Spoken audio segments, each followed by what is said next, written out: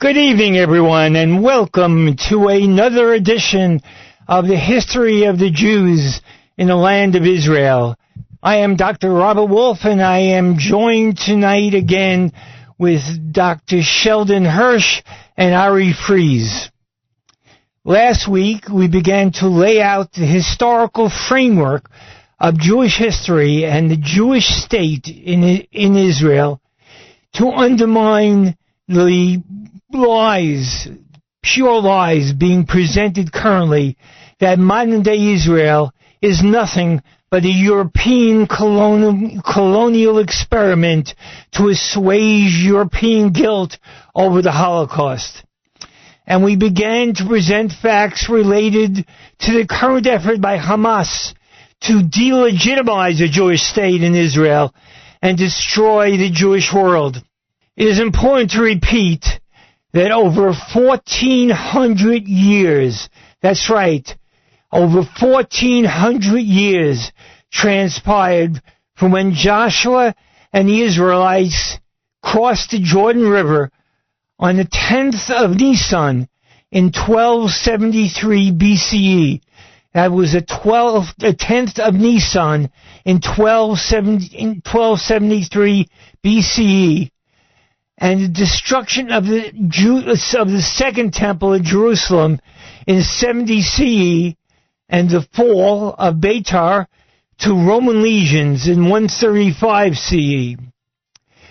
That whole 1,400-year period, with the exception of about 70 years, from 586 BCE to 516 BCE, during the Babylonian exile, the land of Israel was governed by an entirely Jewish state, and guided by strictly Jewish law and governances. Even after the fall of Beitar and the loss of almost 2 million Jews, small clusters of Jewish towns and villages remained in Galilee, along the Mediterranean coast, and around Jerusalem. Even after the Christian Crusaders took control of Israel in 1099 CE, large sections of Israel were still occupied by Jewish settlements. Our listeners last week were surprised to learn that Muhammad was not born in Mecca until 571 CE. I repeat, not until 571 CE. And it was not until 638 CE that Islamic armies took limited control of parts of Israel. Startlingly, that means it was over 1,400 years since Jews entered Israel and created a state that Islam was even born and showed any interest in occupying Israel. The period from the entry into Israel and the destruction of the First Temple was a particularly active and vibrant period of Jewish life in Israel. It was the era of the Judges, of Samuel, of King Saul, and King David. More about that period in a later show.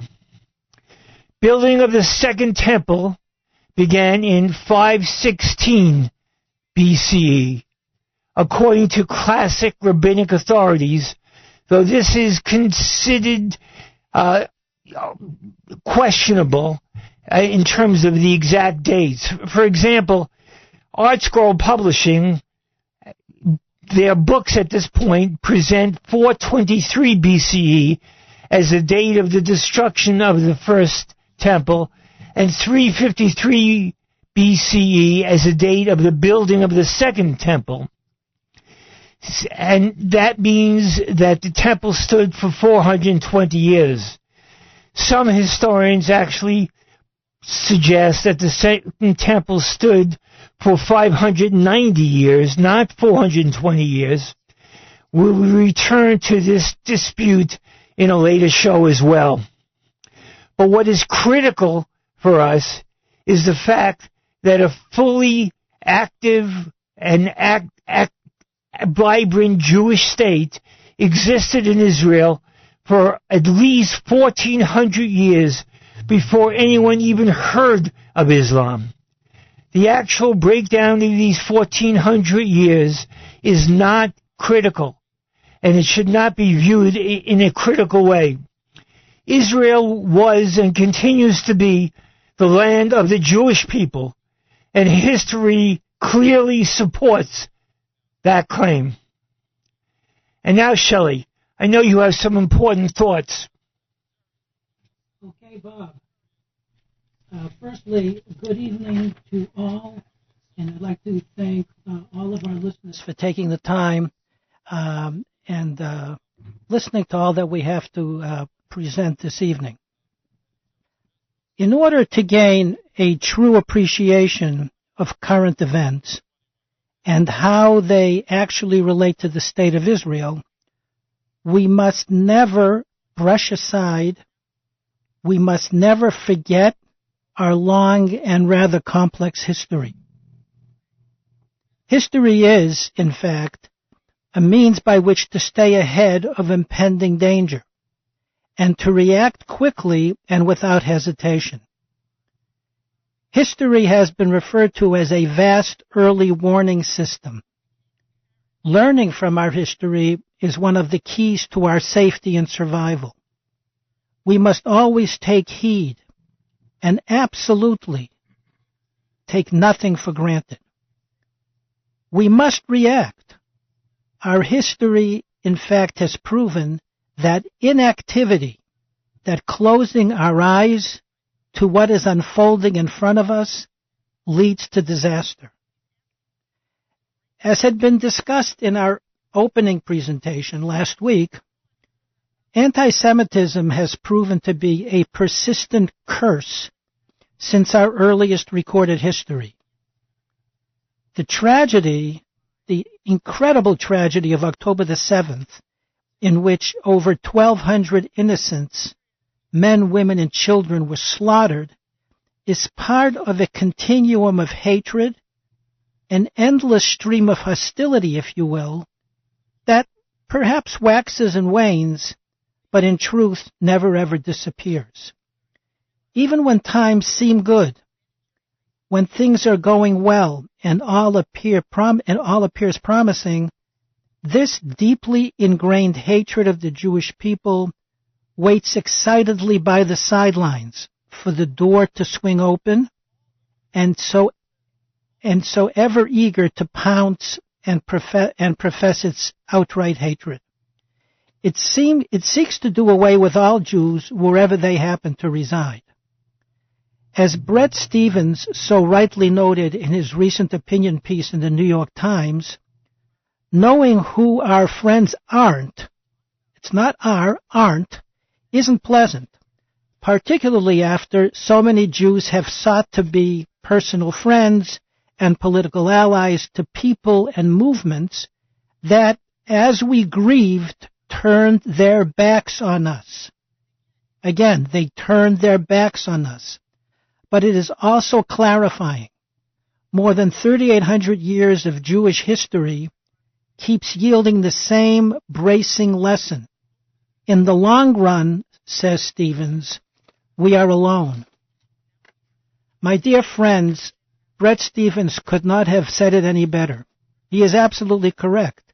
We are alone. We have only ourselves to rely upon. Stephens then touches upon how anti-Semitism and anti-Zionism have been and continue to be nurtured by several libels and conspiracy theories. Blatant lies, outright myths commonly used by anti-Semites as historical proof that justifies their hatred of Jews.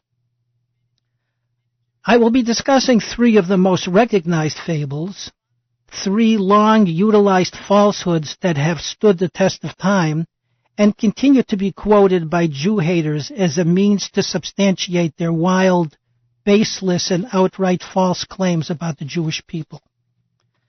Let's begin first with the blood libel, or at times referred to as ritual murder. Jews were accused of killing Christian children so as to use their blood when preparing matzos for the holiday of Passover, for Pesach. Despite the fact that murder is strictly forbidden in the Torah, despite the fact that consuming blood in any way, shape, or form is outrightly forbidden in Jewish law and must be carefully removed at all times, the blood libel persevered and often reared its ugly head right around Easter time. Individuals and governments often use the blood libel to instill hatred of the Jews in their midst, to rile the population and encourage the locals to act. Pogroms, or anti-Jewish riots, would then often follow. As Christianity took hold and spread across Europe, the blood libel quickly followed, spreading hatred across the continent and from there infecting the world at large. One of the first recorded cases occurred in 1144, during the Middle Ages, when a young boy was found stabbed to death near Norwich, England. The Jews of Norwich were charged with ritual murder. It was alleged that the Jews tortured the boy in ways similar to how Christ had been tortured. By the 15th century, the blood libel quickly crept throughout Europe. In 1475, a 2-year-old boy who lived in Trent, Italy, disappeared right around Easter time. The boy's father claimed that his son had been kidnapped and then murdered by members of the Jewish community in order, once again, to bake matzahs for Passover. Every one of the local Jews was arrested and confessed while in the process of being brutally tortured. All of these Jews were subsequently sentenced to death and burnt at the stake. Martin Luther, who was instrumental in the German Protestant Reformation, wrote that Jews used Christian blood in his publication On the Jews and Their Lies, which was first published in 1543. Recognizing that his repeated attempts at converting Jews bore no fruit, his hatred knew no bounds. Luther wrote that synagogues and Jewish schools should be set afire, Jewish homes should be destroyed, and prayer books and Talmudic writings be done away with. Luther also encouraged that Jews be murdered, stating that, "We are at fault in not slaying them." Few could question the effect of Luther's influence on German anti-Semitism. In his book, Demonizing the Jews, Luther and the Protestant Church in Nazi Germany, Christopher Probst argues, quite correctly, that a significant percentage of German clergy and theologians during the Third Reich utilized Luther's anti-Jewish harangues to justify the virulent anti-Semitic policies of Hitler's Third Reich. Despite it being an outright lie, the blood libel spread like wildfire throughout Eastern Europe. Pogroms, anti-Jewish riots soon followed. The Nazis used the blood libel in their anti-Semitic propaganda. Julius Streicher's anti-Semitic newspaper Der Stürmer accused Jews of practicing ritual murder to obtain blood of Christians for their religious rituals. The headline read, "Jewish Murder Plan Against Gentile Humanity Revealed." After the Second World War, the blood libel proved useful in fomenting hatred and resulted once again in pogroms in Poland. Perhaps best known is the Kielce pogrom of July 1946. A 9-year-old boy, Henryk Blazczyk, had left home and disappeared.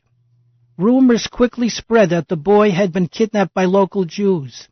Despite the boy returning home 2 days later untouched and safe, these rumors still led to a pogrom, resulting in the deaths of 42 Jews. Despite the murder of 6 million, Jews throughout Poland saw the writing on the wall. Most immediately set out to leave the country. Despite the Catholic Church repudiating the blood libel, the outright lie of ritual murder lives on. In 2003, a TV broadcast appeared in Lebanon and Syria announcing that Jews continue to drain the blood of Christian children in order to bake matzos. Before I pass the microphone over to Ari, I wanted to say that the next two libels that will be discussed in upcoming sessions are that of the bubonic plague, also known as Black Death, a disease transmitted by fleas living on rats that resulted in the deaths of millions in the 14th century, but nonetheless blamed on Jews, as well as Protocols of the Elders of Zion. Thank you all for listening. Have a wonderful Hanukkah, and I will now turn the microphone over to Ari. Thank you, Shelley. So, Shelley, you touched on myths and lies told by anti-Semites.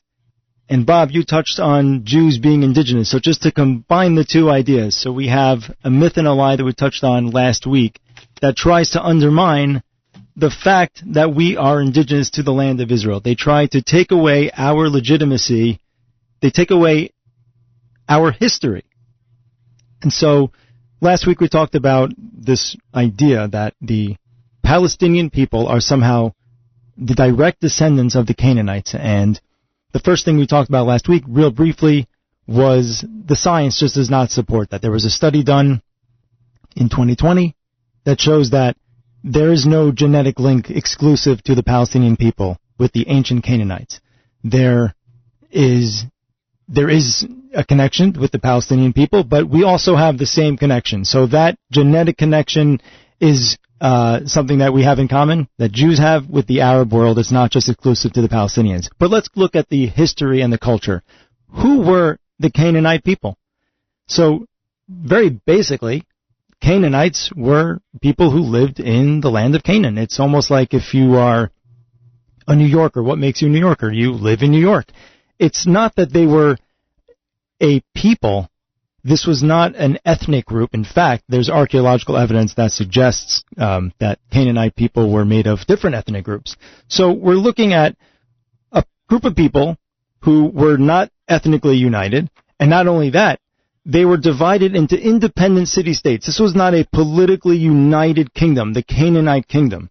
So historically, this was not one group of people, and they were not a united kingdom. So that's the history of the Canaanites. From a cultural standpoint, this is where it gets, I think, a little more interesting. Do you know what language they spoke? Bob, Shelley? What did the Canaanites speak? Good question. Really don't know the answer to that. So it turns out what they spoke was a language closely related to modern Hebrew. So what that means is that the only living Canaanite language is Hebrew. It would almost be like comparing the English, Old English. So if you read Canterbury Tales by Chaucer, there's Old English and then there's modern English. So the Canaanite people that the Palestinians want to claim as their ancestors didn't even speak Arabic. They spoke something closely related to Hebrew, something that we speak every single day in our prayers, something that Israelis are speaking right now. They speak now. So culturally, there's the language element. And if we look at other elements, there are no Canaanite customs that exist that are exhibited by Palestinian people. There's no imagery. So, for example, we'll talk about this in a later show. The Palestinian flag, absolutely no connection whatsoever to Canaanites. So here we have a people that existed more than 3,000 years ago who were not one ethnic group. They did not have a sovereign government. There's no surviving culture. There's no imagery. There's no surviving customs. So as far as we are concerned, Canaanite people cease to exist. So we have to stop, whenever we hear this lie that we are the ancient Canaanites being spoken by Palestinians, we have to be able to call nonsense where it is. And so, do you have any other thoughts? Because I can continue going on, about Islam and its connection to Israel. Any thoughts on this Canaanite issue? Please continue. It's fascinating. So, now that we've debunked this notion of the Canaanites, we put that to bed. Well, what about the claim that Muslims have this deep connection to Israel, deeper than the Jewish connection to Israel? So, never mind the history. I think you went into it last week, that Muhammad was born, what year was it? 571. Right, 571. CE, right. Not BC, right. So CE. So we were there before Muhammad was even born. And let's not even go into the fact that Israel was conquered during the Muslim conquest of the 7th century. But let's just look at high level, just the religion. So, for those of you who are familiar, there are 5 pillars of Islam, one of which is something we might have all heard, Hajj, pilgrimage. So, every Muslim they have an obligation to make a pilgrimage to Israel, you'd think? No, Mecca, in Saudi Arabia. And funny enough, the same way that we face Mizrach, we face east towards Jerusalem, because we yearn to be there, we've been yearning to go back to Israel for thousands of years, they also face what they call Qibla. Are they facing towards Israel? No, they're facing towards Mecca. They're facing towards a mosque in Saudi Arabia. Now, what about commandments that, as a Muslim, you may be obligated to fulfill? How many commandments do you think are connected to the land of Israel? Shelley, Bob? How many? Not sure. 0. You know how many in Judaism? So, by one count, if you look in Feldheim's concise book of mitzvot, there are 26 agricultural laws. So we have 26 to their 0. 26 agricultural laws that we cannot fulfill unless we are in the land of Israel. Now let's look at the Quran. How many mentions of Israel are there in the Quran? Do you know? Have you read the Quran recently? Haven't recently, but I would guess none. You would be correct. 0. No mention. Now, someone may say, well, that's not true. There is mention of the Israelites. Well, that's true. There are about 43 mentions of the Israelites. So the children of Israel doesn't usually speak about us in glowing terms, but 0 mentions of the land of Israel. Do you know how many times? Just let's look at the 5 books of Moses. Just out the Torah, the written Torah. How many times does it say the word Israel? Almost 600 times. And if you look at all of Scripture, all of Tanakh, more than 2,500 times. And again, in our prayers every single day, we say 3 times a day, we say, and to Jerusalem, your city, in compassion may you return. We've also been saying, we've been saying this for thousands of years. May our eyes witness your return. Speaking to HaKadosh Baruch Hu, to Tzion in compassion. So, I don't want to say that there aren't holy sites in Islam, in Israel. I don't want to belittle or take away that there is a connection between the Muslims and Israel. But what I am going to say is you cannot possibly win that competition if you want to open up the door to that conversation. That somehow Islam provides Muslims with a stronger connection to the land of Israel than Jews have. You're not going to win that argument, as I think we've just discovered very briefly. So do you have any other thoughts, Bob? It's amazing how the lies about the connection to the land of Israel have become so pervasive and so dominant, particularly in the framework of the Israeli war with Hamas. The lies are not denied, they're not discussed, and it's one of the reasons why we are presenting it on this series, so that people know what the truth is. It's important that we talk about the truth, we talk about data, we talk about facts, and we try to eliminate, because there are so many opinions that are obviously very passionate and strong, and you hear there's just a lot of noise, and we need to cut through the noise so that we as a people understand our connection and delegitimize the lies that we're hearing every single day. And not only that, but even as Jews, so many have accepted these lies as being the truth. It's not only the non-Jewish world which spreads these lies, but it's the Jewish world that does too. We have been so inundated with these lies that we've begun to believe it as we live in the various societies and cultures that we live in all over the world. And it's important that the Jewish world, we start with the Jewish world, know what the truth is, know what the facts are, and don't deal with the distortions and deviations that the rest of the world would have us believe. In time, the rest of the world hopefully will acknowledge what the truth is, but let's start with the Jewish world. Let's start with the Jewish people and Jewish people knowing what the truth is, and hopefully that will spread to others. Amen. Amen. We thank you very much for joining us this evening, and hopefully you will continue to be listening on further Thursday evenings at 10 o'clock. And just remember, Am Yisrael Chai. Good night. Good night. Have a good night.